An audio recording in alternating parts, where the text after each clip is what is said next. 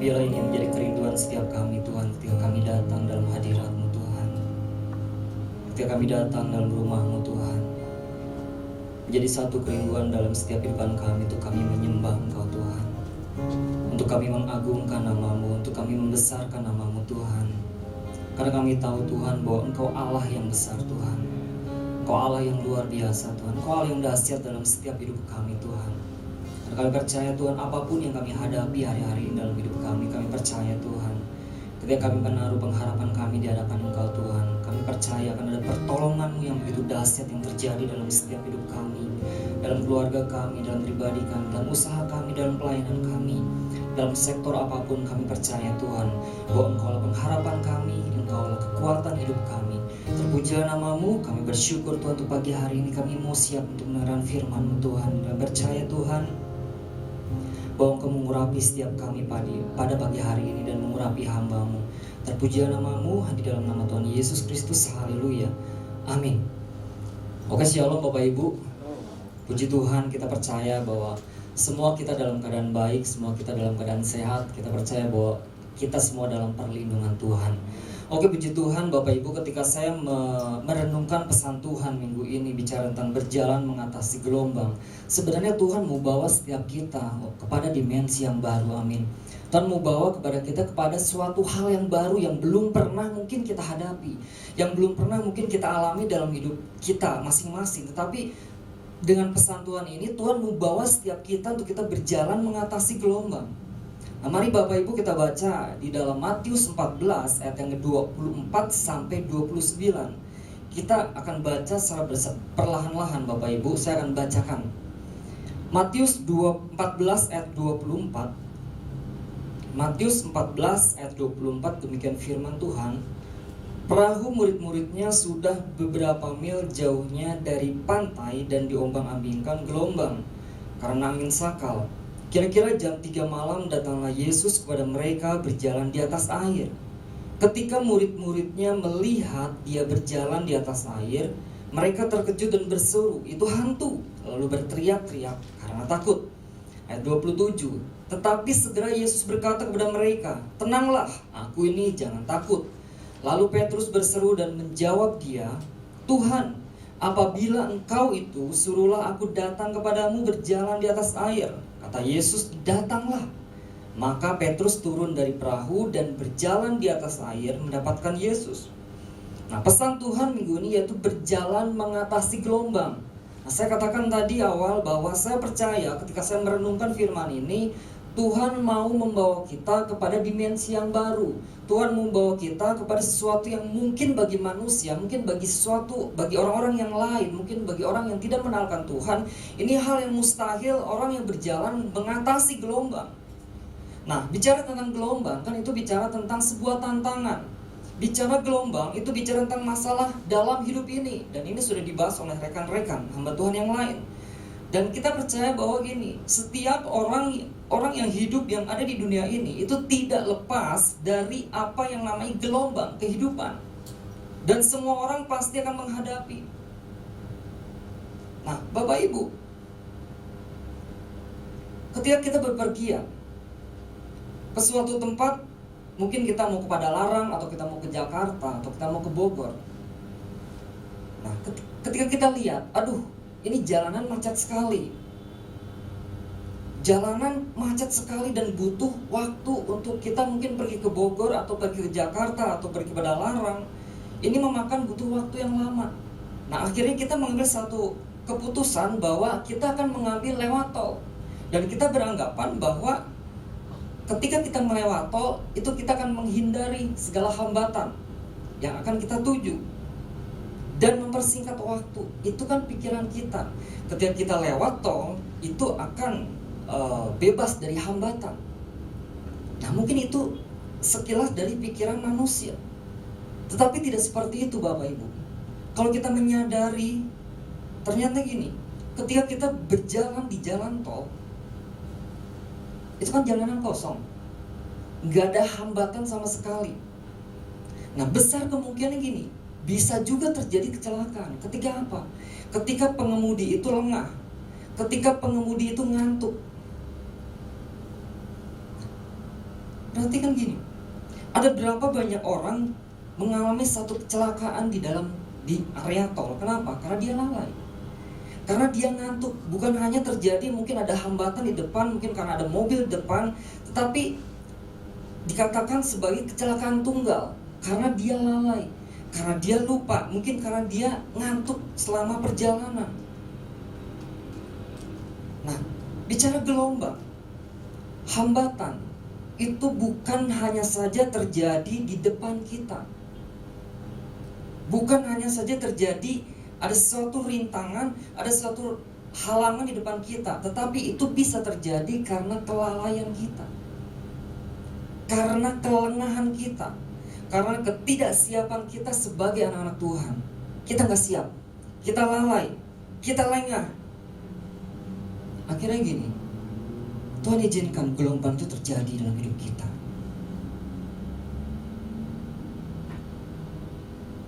Nah, pertanyaannya gini Bapak Ibu. Pertanyaan untuk setiap kita dan saya, apakah gelombang yang kita hadapi itu akan menghempaskan kehidupan kita, atau sebaliknya, ketika kita menghadapi satu gelombang itu, maka gelombang itu akan kita hempas?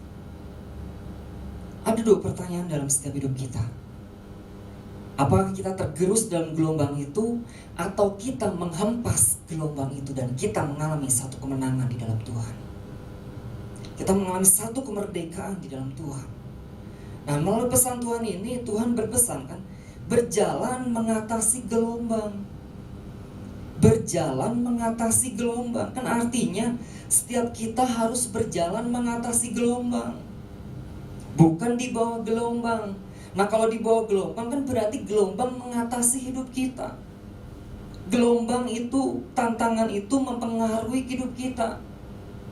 Gelombang itu membuat kita mungkin jatuh. Nah, bukan berarti juga kita berjalan menyamping daripada gelombang yang ada di depan kita. Berarti kan kita menghindari gelombang itu. Tetapi Tuhan ingin kita berjalan mengatasi gelombang. Artinya gelombang yang ada di bawah kaki kita, gelombang itu, tantangan itu harus ada di bawah kaki kita. Artinya kita harus menyelesaikan setiap tantangan, setiap gelombang, atau apapun dalam kehidupan kita. Kita percaya gini, bukan hanya sekedar dengan kekuatan kita, bukan hanya kekuatan kita yang berjalan di situ, bukan kekuatan kita, bukan kepintaran kita, bukan kehebatan kita, tetapi gini, kita berjalan mengatasi gelombang karena kedahsyatan Tuhan. Kita berjalan mengatasi gelombang karena Tuhan menyertai kita. Kita mengatasi gelombang karena ada perkataan Tuhan. Di ayat 29 dikatakan apa? Kata Yesus, datanglah. Itu kan perkataan Tuhan. Datanglah. Ada tangan Yesus yang memegang tangan kita. Ada tangan yang kuat yang selalu memegang tangan kita. Nah, Bapak Ibu, mungkin hari-hari ini kita berkata, ekonomi saya sedang terpuruk. Kita sedang berkata, ekonomi saya sedang tidak menentu hari-hari ini. Toko saya sedang sepi, omset saya menurun. Saya sedang dirumahkan, gaji saya dipotong. Nah, tapi ingat, banyak cara Tuhan menolong setiap hidup kita, Bapak Ibu. Banyak cara Tuhan memberikan satu pengharapan dalam setiap hidup kita. Karena gini, Dia adalah Allah yang setia. Dia Allah yang setia. Ada lagu yang mengatakan gini, Tuhan Yesus setia, Dia sahabat kita. Dalam segala susahku, Dia selalu menghiburku. Dia mengerti bahasa tetesan air mata. Walau badai mengamuk dan gelombang menerpa, Tuhan Yesus setia. Nah, Tuhan Yesus, Dia adalah Allah yang setia. Dia yang dahsyat, Bapak Ibu. Makanya gini, ketika kita berjalan mengatasi gelombang, percaya di situ ada tangan Tuhan yang membimbing kita. Ada tangan Tuhan yang memegang setiap kita. Asalkan gini, kita menaruh pengharapan, percaya penuh, totalitas kepada Tuhan. Nah, beberapa hal yang perlu kita perhatikan perhatikan berkaitan dengan pesan Tuhan ini, agar kita bisa berjalan mengatasi gelombang, di antaranya adalah yang pertama gini Bapak Ibu. Di dalam Matius 14 ayat yang ke-28 demikian firman Tuhan. Lalu Petrus berseru dan menjawab dia, Tuhan, apabila engkau itu, suruhlah aku datang kepadamu berjalan di atas air. Ayat 29. Kata Yesus, datanglah. Maka Petrus turun dari perahu dan berjalan di atas air mendapatkan Yesus. Nah, ayat penekanannya. Kata Yesus, datanglah, maka Petrus turun dari perahu. Nah, yang pertama, beberapa hal yang perlu kita perhatikan berkaitan dengan pesan Tuhan ini agar kita berjalan mengatasi gelombang, di antaranya adalah yang pertama, responi perkataan Tuhan dengan cepat. Responi perkataan Tuhan dengan cepat. Nah, kita lihat ketika Yesus menyuruh datang di ayat ke-29, maka kita lihat segeralah Petrus turun dari perahu dan dia berjalan di atas air untuk mendapatkan Yesus. Ini kan sebuah atau satu respon, dia meresponi perkataan Tuhan dengan cepat. Gini Bapak Ibu, diperlukan sebuah respon yang cepat ketika kita menghadapi satu masalah, ketika kita menghadapi atau memasuki gelombang. Nah, kuncinya gini, kita dapat meresponi dengan cepat. Kuncinya, kita harus terkoneksi dengan Tuhan. Kalau kita tidak terkoneksi dengan Tuhan, keputusan yang kita ambil itu sangat bahaya. Jangan-jangan gini, kita salah langkah, kita salah untuk kita mengambil satu keputusan. Diperlukan respon yang cepat. Kita harus terus terhubung dengan Tuhan. Ini udah dibagikan oleh hamba Tuhan yang lain. Nah, Bapak Ibu, kenapa kapal-kapal pada zaman dahulu itu ada mercusuar Bapak Ibu? Mungkin kalau sekarang kapal-kapal lebih mengandalkan teknologi yang lebih canggih, mungkin GPS atau hal yang lain. Mereka lebih mengandalkan itu pada waktu dulu. Fungsi menara mercusuar itu sendiri apa Bapak Ibu? Nah, saya catat di sini. Nah, fungsi menara mercusuar itu yaitu untuk membantu navigasi kapal. Untuk membantu navigasi kapal dalam menentukan arah dan lokasi berlayar. Nah, mercusuar itu dia menggunakan satu cahaya yang begitu kuat Bapak Ibu, di atas daripada mercusuar itu. Itu cahayanya sangat kuat sehingga bisa menyorot kapal dari jarak jauh Bapak Ibu. Nah, yang kedua, fungsi menara mercusuar yaitu apa? Untuk memperingatkan kapal karam ketika ada bahaya di depannya. Memperingatkan kapal ketika ada karang di depannya. Nah, nakoda ini kan harus peka. Ketika dia membawa kapal, dia harus peka, dia harus berjaga-jaga, dan gini, dia harus berespon cepat. Ketika menara mercusuar itu memberikan satu peringatan, maka gini, seorang nakoda dia harus berespon cepat untuk mengalihkan setirnya, menghindari karang yang ada di depannya. Nah, kalau terlambat, apa yang terjadi Bapak Ibu? Peristiwa Titanic kan, kapal akan menabrak dan akhirnya semua akan mengalami satu kematian. Nah, seringkali ada orang-orang percaya yang seringkali gini, terlambat untuk kita merespon apa yang sudah Tuhan katakan, apa yang sudah Tuhan pesankan dalam kehidupan orang-orang percaya. Kita terlambat merespon, sehingga apa yang terjadi? Kita jatuh, kita telat, kita tertinggal. Ketika perkataan Tuhan datang, firman Tuhan datang, kita lebih mudah melakukan dosa. Kita lebih mudah mengabaikan perkataan Tuhan.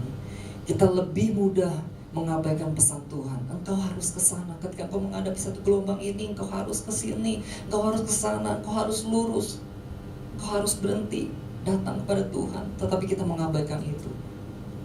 Kita datang kepada hal yang lain. Kita mengabaikan, kita nggak peka, kita lambat untuk kita merespon secara cepat. Kita berpikir dulu. Ketika Tuhan ngomong ini, logika mulai berjalan, kepintaran kita, kehebatan kita mulai muncul. Ketika Mungkin ketika mendengar pesan Tuhan ini,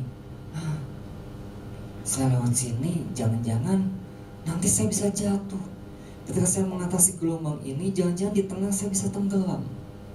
Jangan-jangan ketika saya melihat kiri kanan, ada orang-orang yang berusaha untuk menjatuhkan saya jatuh. Nah, seringkali kita pengen cepat keluar kan. Kita pengen cepat keluar dari masalah kita. Kita pengen cepat keluar dari setiap problema yang kita hadapi. Tetapi pada waktu kita masuk dalam wilayah itu, ketika kita masuk dalam wilayah gelombang itu, kita tidak cepat-cepat datang kepada Tuhan. Kita tidak cepat-cepat untuk merespon apa yang dikatakan Tuhan. Saya katakan tadi, kita lebih mengandalkan kepintaran kita. Kita hitung-hitung dengan Tuhan. Kita perhitungkan untung dan rugi. Ketika saya melewati ini, untungnya apa Tuhan? Ruginya apa Tuhan? Ketika kita menaruh pengharapan kepada Tuhan, tidak ada ruginya Bapak Ibu. Selalu ada jalan keluar. Selalu ada pertolongan Tuhan. Nah, hitungan manusia dengan Tuhan itu berbeda jauh sekali Bapak Ibu. Nah, mungkin secara dunia matematika katakan 1 kali 0 itu 0. 1 kali 0 itu 0. Tetapi Tuhan bisa rubah. 1 kali 0 itu 10. Kan bagi kita itu mustahil. Gelombang, tantangan, masalah mungkin sedang kita hadapi. Dan perhitungan kita 0 kali 1 itu 0. Tidak ada harapan. 0. Semua mustahil. Tapi gini, ketika kita berespon cepat, dengar perkataan Tuhan, lakukan apa yang Tuhan katakan, percaya. 1 kali 0 hasilnya 10. Dan ada kelipat gandaan di dalamnya Bapak Ibu. Kenapa? Karena kita mengandalkan Tuhan. Kenapa? Karena kita mengandalkan kuasanya yang tidak terbatas. Akan ada pelipat gandaan di dalamnya. Akan ada kemerdekaan yang luar biasa. Kita berjalan di atas kemustahilan. Berjalan mengatasi gelombang. Itu poin pertama Bapak Ibu. Yang kedua, beberapa hal yang perlu kita perhatikan berkaitan dengan pesan Tuhan ini agar kita bisa berjalan mengatasi gelombang. Diantaranya adalah yang kedua, di dalam pasal yang sama, ayat yang sama Bapak Ibu, Matius 14 ayat 29. Kata Yesus, datanglah, maka Petrus turun dari perahu dan berjalan di atas air mendapatkan Yesus. Nah, poin yang kedua yaitu melangkah dengan dimensi yang baru. Nah, saya katakan tadi, yang di awal tadi, melangkah dengan dimensi yang baru. Ayat penekanannya, maka Petrus turun dari perahu dan berjalan di atas air. Dan berjalan di atas air mendapatkan Yesus. Melangkah dengan dimensi yang baru. Apa itu dimensi Bapak Ibu? Dimensi menurut perhitungan manusia itu bicara tentang ukuran, bicara tentang panjang, bicara tentang lebar, itu bicara tentang luas. Nah, mungkin manusia terpatok dengan arti sebuah kata dimensi, tetapi tidak bagi anak Tuhan. Tuhan mau bawa kita semua kepada sebuah dimensi yang baru, kepada sesuatu hal yang baru, kepada sesuatu hal yang berbeda, kepada sesuatu hal yang supranatural yang kadang kita tidak kita pikirkan, tetapi itu bisa terjadi di luar nalar manusia. Mungkin orang berkata itu mustahil banget. Lu berjalan di atas gelombang sangat mustahil banget. Mungkin bisa terimbas di dalamnya. Itu sangat tidak mungkin. Tetapi ayat ini jelas mengatakan di dalam 14 ayat 29 jelas mengatakan, maka Petrus turun dari perahu dan berjalan di atas air mendapatkan Yesus. Ini kan hal yang luar biasa. Ini hal yang spektakuler. Ini hal yang hal yang supranatural Bapak Ibu. Suatu dimensi yang baru. Itu suatu kondisi yang melampaui lahiriah, yaitu kondisi supranatural yang saya katakan tadi. Nah, artinya ketika kita mau melangkah dari perahu kita dan kita berjalan di atas air, artinya gini, Kita sudah tidak memikirkan perkara-perkara di bumi. Yang kita pikirkan gini, ketika kita mulai melangkah meninggalkan perahu dan kita berjalan di atas air, kita sudah meninggalkan berbagai macam logika manusia, pikiran manusia, kehebatan manusia. Kita mulai berjalan di atas air, maka kita mulai berpikirkan gini, perkara-perkara yang di atas, perkara-perkara yang mungkin sangat mustahil bagi manusia, berjalan di atas air. Nah, Kolose 3 ayat 1 sampai ke 4 Bapak Ibu. Kolose 3 ayat 1 sampai ke 4 demikian firman Tuhan. Kolose 3 ayat 1 sampai ke 4. Karena itu, kalau kamu dibangkitkan bersama dengan Kristus, carilah perkara yang di atas di mana Kristus ada, duduk di sebelah kanan Allah. Pikirkanlah perkara yang di atas, bukan yang di bumi. Sebab kamu telah mati dan hidupmu tersembunyi bersama dengan Kristus di dalam Allah. Apabila Kristus yang adalah hidup kita menyatakan diri kelak, kamu pun akan menyatakan diri bersama dia dalam kemuliaan. Nah, bicara tentang perkara yang di atas, itu bukan bicara tentang satu perkara yang selama ini dikejar. Mungkin yang selama ini dikejar oleh manusia, dicari oleh manusia. Tetapi ketika gelombang itu datang, kadang-kadang gini, kita berusaha mencari jalan pintas, Bapak Ibu. Ini poin pertama. Kita berusaha mencari jalan pintas, kita tidak datang kepada Tuhan. Kita menggunakan kepintaran kita, kita menggunakan kehebatan kita yang kita keluarkan, kemampuan kita. Tapi gini, bicara tentang perkara di atas itu melampaui itu semua. Bicara tentang perkara di atas itu bicara tentang perkara rohani, perkara surgawi, perkara yang supranatural. Perkara yang di atas artinya gini, kita merenungkan sisi yang lebih tinggi. Kita merenungkan sisi yang lebih tinggi dibanding yang terlihat oleh mata jasmani. Oh ya, Bapak Ibu, ketika kita keluar ketika kita keluar dari perahu, di depan ada air. Ketika kita keluar dari perahu, di depan ada gelombang. Tetapi ayat 29 dikatakan, kata Yesus, datanglah. Siap enggak kita menerima hal yang supranatural ketika kita mulai melangkah? Akan ada perkara supranatural terjadi, Bapak Ibu. Artinya apa? Perkara-perkara yang atas yang mulai berjalan dalam hidup kita. Nah, keluar dari perahu, di depan ada air. Keluar dari perahu, di depan ada gelombang. Artinya segala paradigma yang lama, pikiran-pikiran manusia, logika-logika manusia, hal-hal kehebatan kita, kepintaran kita yang menguasai kehidupan kita ketika kita ada di perahu, kita tinggalkan itu semua, buang itu semua. Ketika kita mulai berdiri dan kita mulai melangkah, perhatikan perkara-perkara yang di atas, perkara-perkara yang supranatural. Kita berjalan di atas air, berjalan di atas air, berjalan di atas air, mendapatkan Yesus yang ada di sana. Dan Tuhan siap apa? Mengulurkan tangannya. Datanglah. Dan Tuhan memegang tangan setiap kita. Nah, Bapak Ibu, siap kita masuk dimensi yang baru, hal yang baru, yang mungkin orang berkata, gak mungkin lah, mustahil lu bisa mengatasi gelombang dalam hidupmu. Siapa bilang? Kita punya Tuhan yang dahsyat, kita punya Tuhan yang luar biasa.